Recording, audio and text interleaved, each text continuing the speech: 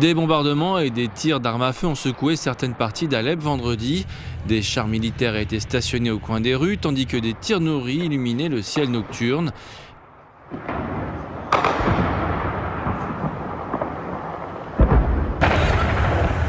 L'armée syrienne affronte les groupes kurdes à Sheikh Maksoud, l'un des deux seuls quartiers encore contrôlés par les Kurdes à Alep, où les combattants refusent de se retirer.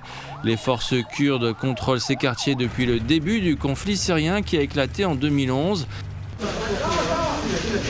Damas avait annoncé un cessez-le-feu et exigé un retrait complet vendredi, allant même jusqu'à envoyer des bus pour évacuer les combattants de la zone.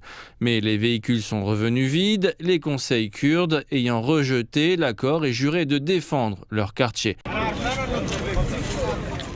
Alors que les combats s'intensifiaient, les autorités locales ont tenté d'ouvrir des couloirs humanitaires pour les civils piégés près des lignes de front.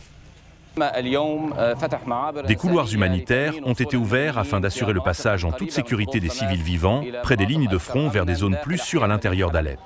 La province d'Alep a mis à disposition plusieurs bus, ambulances et abris temporaires pour ces civils qui quittent désormais les zones proches des lignes de front. Des centaines d'habitants ont fui à pied. Beaucoup d'entre eux étaient en colère, épuisés et dévastés après des années de déplacements répétés. Nous sommes déplacés depuis plus de 15 ans. Chaque fois que nous déménageons quelque part, nous courons et nous fuyons. Où nous emmenez-vous? Que voulez-vous nous faire vivre? Qu'est-ce que cela signifie? C'est inacceptable. Nous ne savons pas où vivre, où rester, où aller. Je vis dans le quartier de Sheikh Maksoud.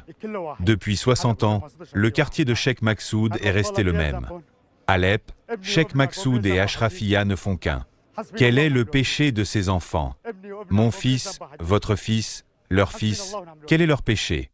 Nous laissons la justice à Dieu et nous ferons le bien.